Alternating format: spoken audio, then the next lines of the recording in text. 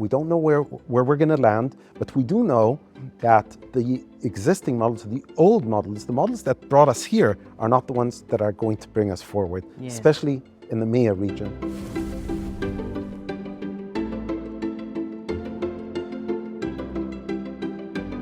Hello everyone and welcome. My name's Maria Spies and I'm the co-CEO of Honoris.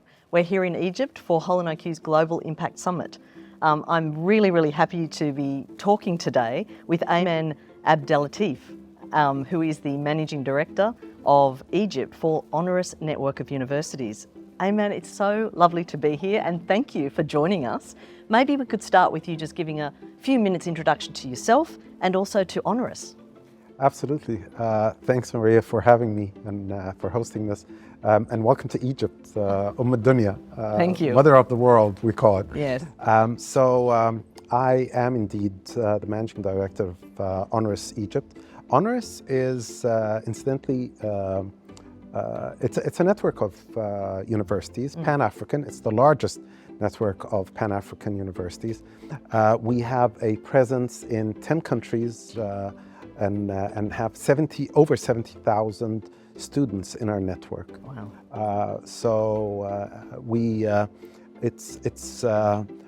We just celebrated 5 years of our existence, and our mission statement is providing education, relevant education for long-term, lifelong success.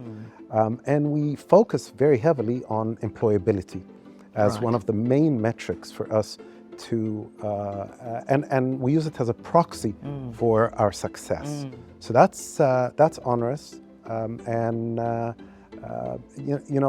we feel we have a unique mission to bring people from different cultures and different economies and different states together, leveraging the benefits of that exchange, and being able to drive that kind of the learnings from across that big network and using them. For sure. I mean, with so many presence in so many countries, with so many students, you would see a lot of challenges and opportunities all across the sort of Pan-Africa, I guess. Yes. What are some of the sort of key challenges and opportunities that you're seeing for education innovation at the moment? Yeah, so I mean, it can be framed as a challenge or as an opportunity as well, right? And so the opportunity for growth is remarkable in our area, because the statistics say that in the year 2100, half the population of the world below 24 years is going to be in Africa. That's right. So MEA region in general. So it's a very young population, and the challenge and the opportunity is that the burden on the education system is immense. Yes. The other side of the coin also is we are going through, it's a privilege really to be present in this day and age, right?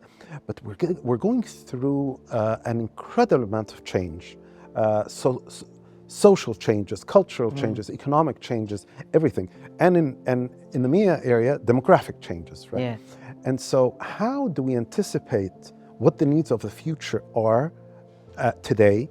Because education, as you all know, is a long-term venture. So that's one of the challenges / opportunities. If we get it right, the opportunity is we can leapfrog ahead of many other areas. There are other areas in the world that have well-established institutions, well-established systems, and sometimes it's easier when you're starting from a less developed place to again leapfrog, to innovate, and to use that innovation in a very positive way, benefit from it. Yeah, absolutely. Well, that leads perfectly into the next question, which is just perhaps you could outline a project or initiative that you're working on right now. Yes. So actually there are two that I'm fond of talking about. One is, apropos of the COP27, is around sustainability. Yeah. Again, thinking longer term, we have to think about sustainability. We have to internalize sustainability in everything that we do. And we have a unique responsibility, I think, in the education sector to ingrain this concept of sustainability in the younger generation so that when they grow, it's a way of thinking, it's a way of life. In all of our institutions, we drive sustainability. It's one of the things that actually we measure ourselves against. Okay. So we have, and sustainability in many different ways of defining it. So in the again, appropriately enough, the Nile University, but in Nigeria, we are driving a 100%, hopefully, solar energy campus. In Mauritius, we are actually giving back into the national grid. The grid, wow. In Tunis, we have an initiative around one student, one tree. So again, carbon neutral, becoming carbon neutral, and helping our institutions ingrain that knowledge into our everyday, the everyday life of our, it's kind of walking the walk. Yes. Yeah. The other one is reimagining education. Reimagining education. Again, it's because we really, with all the changes around us, we don't know what we don't know. We don't know where we're going to land. We don't know what good is going to look like 50 years from now, 25 years from now, so a couple of generations. And so we're trying to instill in our educators the ability to leverage technology, leverage data, right, in a way that allows us to be flexible, reformulate our curricula, reformulate our approaches, be open to new models of education, just have an open mindset, because again, we don't know where we're going to land, but we do know that the existing models, the old models, the models that brought us here are not the ones that are going to bring us forward, especially in the MEA region. Yes, well said. Yeah, I'm looking forward to hearing more. In the lead up to the summit this afternoon and later tonight, what are the sort of, maybe the top trend that you're hearing about, that you'd like to talk about, that you think is very relevant in education, that you'd like to sort of discuss or hear discussed at the summit? So my background is in technology. So I come from the technology sector. And so for me, the leveraging of technology to help address some of the challenges that we just talked about,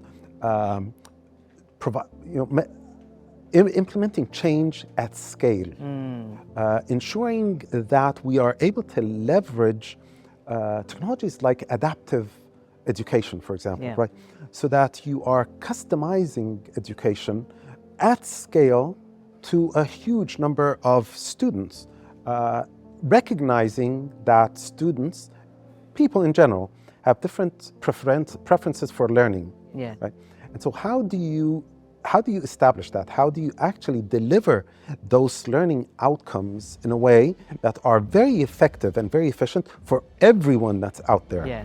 It might be easier in the higher education than in K-12, but still, it's one of those trends that I think everybody agrees technology and leveraging technology is the way forward. It's not easy, and it's in fact, driving change isn't easy anywhere, and driving change in the education sector will require a very strong, deliberate effort, with all the stakeholders, with the governments in regulating how do you look at educational institutions that are outside of the country but delivering inside of the country? What kind of regulatory frameworks?